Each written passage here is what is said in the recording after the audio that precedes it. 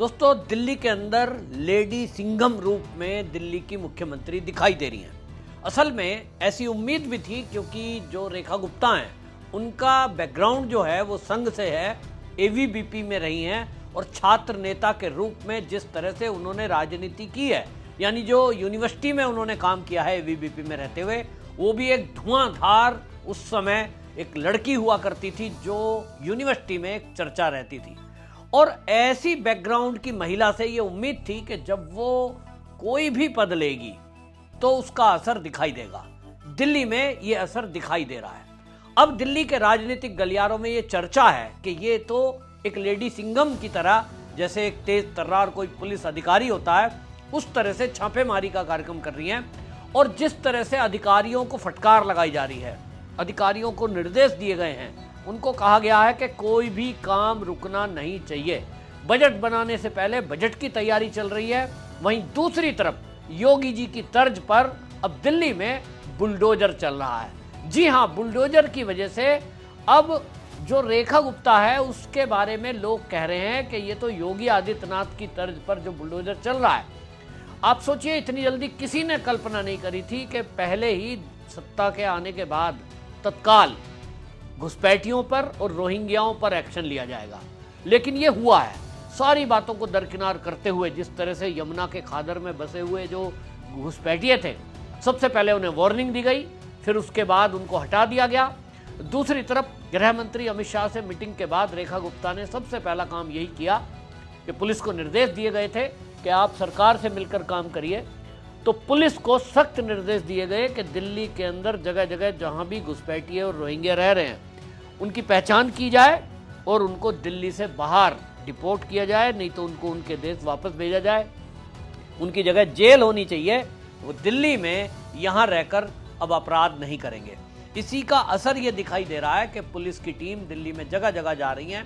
सीमापुरी, नंदनगरी, जहांगीरपुरी, उन एरिया में जहाँ भी ऐसी कोई कंप्लेंट उनके पास है और इस तरह की कोई जानकारी है, तो वहाँ जाकर वो बाकायदा सघनता से इस बात की चेकिंग में लगे हुए हैं। दिल्ली के अंदर जो प्रवेश वर्मा हैं, वो मंत्री हैं, उन्होंने कंप्लेंट करी थी कि उनके एरिया में भी कुछ बांग्लादेशियों के रहने की शिकायत उन्हें मिली थी। तो कालीबाड़ी क्षेत्र में भी पुलिस को वहाँ वेरिफिकेशन करते हुए देखा गया है। जैसे मैंने कहा कि ईस्ट दिल्ली में सीमापुरी एरिया है, वहाँ कुछ झुग्गियों में बांग्लादेशी रोहिंग्या रहते हैं। बांग्लादेशी रहते हैं, हालांकि वो काफ़ी लंबे समय से रह रहे हैं, लेकिन उसके बावजूद भी पुलिस को निर्देश दिया गया है कि उनकी पहचान की जाए, भले ही वो 10 साल से रह रहे हो या कितने भी साल से। अगर कोई बाहरी घुसपैठिया है तो उसको बाहर निकाला जाए। दूसरी तरफ आपको बता दूं कि जहां वो झुग्गी झोंपड़ी अपनी खुद से साफ नहीं कर रहे हैं, उस पर बुलडोजर चलाया जा रहा है। बुलडोजर एक्शन दिल्ली में ये पहली बार है। केजरीवाल सरकार में तो उल्टा काम हो रहा था। केजरीवाल की गवर्नमेंट में तो ऐसे आरोप लगे थे इन पर कि जो इनके निगम पार्षद हैं, आपके जो इनके विधायक हैं, वो जो बांग्लादेशी घुसपैठिए आते थे उनका पहले वेरिफिकेशन के नाम पर अपना लेटर हेड पे चिट्ठी लिख देते थे, उनका राशन कार्ड बनवाते थे कि मेरा परिचित है, इनका राशन कार्ड बना दिया जाए।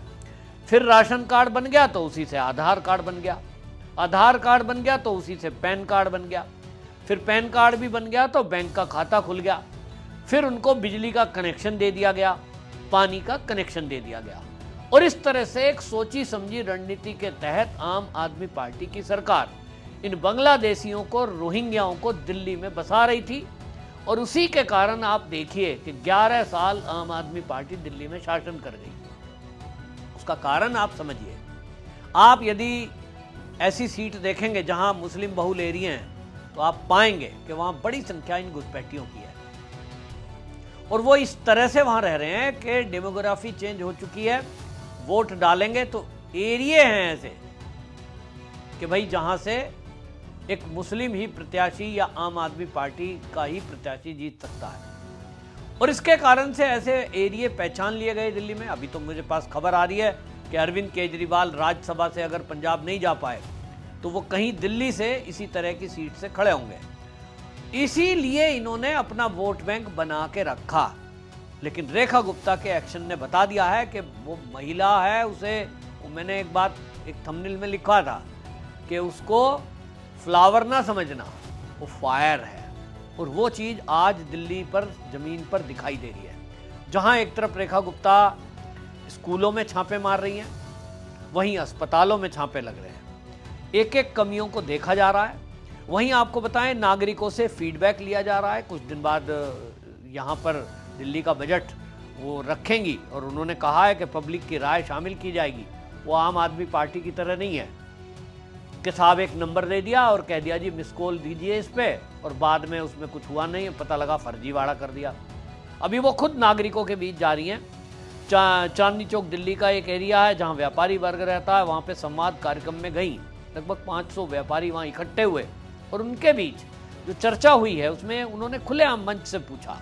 लोगों ने बताया कि सीलिंग, इंस्पेक्टर राज, बाजारों का पुनर्विकास, प्रदूषण, जीएसटी का जो मुद्दा है, और जल भराव की प्रॉब्लम, सीवर की प्रॉब्लम, और एक दुकानों के मामले में पहले दिल्ली में चला करता था, हम तो जब छोटे थे सुना करते थे कि इस जो दुकानें हैं उनकी कीमत बहुत ज़्यादा होती है, तो पगड़ी कानून बना करके उसको अधिकृत कर दिया जाता था। कोई व्यक्ति पगड़ी पर दुकान ले लिया करता था, माने रेंट जैसा ही है लेकिन उसको रेंट से कुछ अधिक बताया गया और उसको बाकायदा मालिकाना अधिकार मिलता था कुछ सालों के लिए।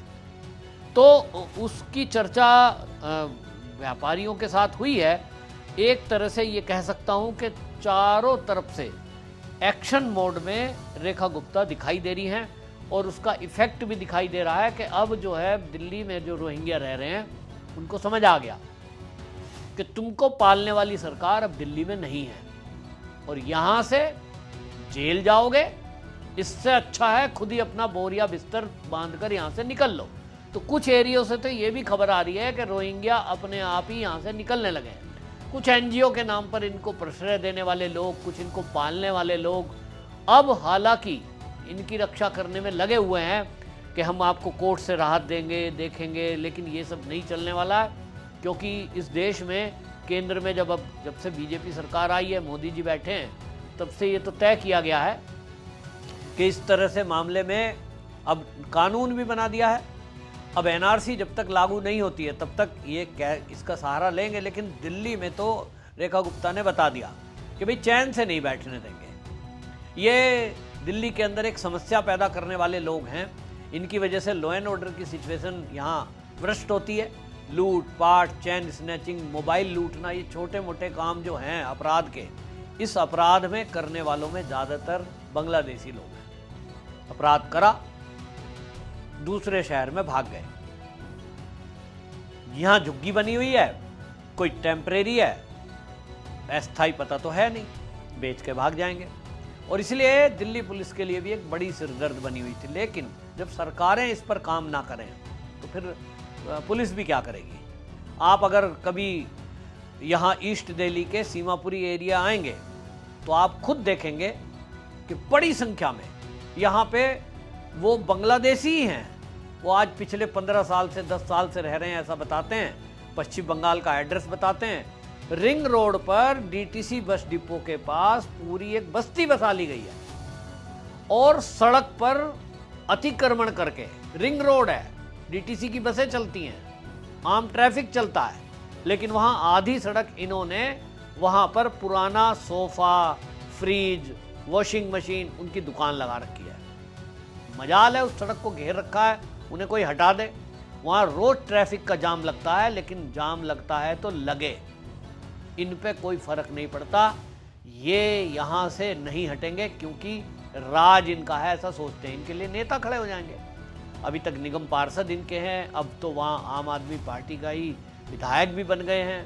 पहले भी वो कांग्रेस के थे, वीर सिंह दीवान, अभी वो आप पार्टी में आ गए। तो वो इनसे वादा करते हैं कि चिंता ना करो, तुम्हारा कोई सामान पुलिस वाला हिला नहीं सकता। हालांकि कई साल पहले एक त्यागी इंस्पेक्टर हुआ करते थे, अब तो वे रिटायर हो गए हैं। वाई के त्यागी उनका नाम था, एसीपी से रिटायर हुए दिल्ली पुलिस से। मुझे याद है वो सीन कि इसी तरह झुग्गियाँ बसा दी गई थी दिलशाद कॉलोनी क्षेत्र में, और ये वीर सिंह दीवान सामने आकर अड़ गए थे। एमसीडी का बुलडोजर आया था क्योंकि कोर्ट का ऑर्डर था कि इन्हें हटाओ। तो वो त्यागी जी जो से एसएचओ थे और उन्होंने इनको वार्निंग दी थी और ये नहीं हटे तो लाठी चार्ज हो गया था, जिसमें वीर सिंह दिगान का हाथ की हड्डी टूटी थी। तो कुल मिलाकर के अब वही समय आया है। उस समय तो उनका ट्रांसफ़र त्यागी जी का हो गया यहाँ से, क्योंकि कांग्रेस की सरकार थी दिल्ली में और इन्हीं का ट्रांसफ़र कर दिया गया। लेकिन आज भी अब माहौल बदला है और जैसा कि अब देख रहे हैं कि 27 साल बाद भारतीय जनता पार्टी की सरकार आई है, तो दिल्ली के लोगों को उम्मीद है कि अब कोई पुलिसकर्मी इस तरह से यदि इन रोहिंग्याओं को भगाएगा तो कम से कम कोई उनका ट्रांसफ़र करने वाला तो नहीं रहेगा, उनके साथ खड़ा होने वाला कोई नहीं होगा। और इसी उम्मीद से पुलिस भी अब मैदान में है, एक एक लोगों की पहचान की जा रही है और गहनता से जांच की जा रही है कि ये कौन फर्जी आई कार्ड लेके बैठा है, कौन इनके पीछे एनजीओ है, कौन इनको बसाने का काम कर रहा है। और मैं तो एक पहले भी कह रहा था कि इसके पीछे ऐसे लोगों का भी पता लगाया जाए कि जिन्होंने इन फर्जी दस्तावेज बनाने का काम किया है, कोई भी पार्टी का नेता हो, उसके खिलाफ भी सख्त एक्शन लिया जाए, उसे भी राजद्रोह में जेल की सलाखों के पीछे भेजा जाए। आपकी क्या राय है कमेंट बॉक्स में ज़रूर बताएं, वीडियो को शेयर करें। वंदे मातरम।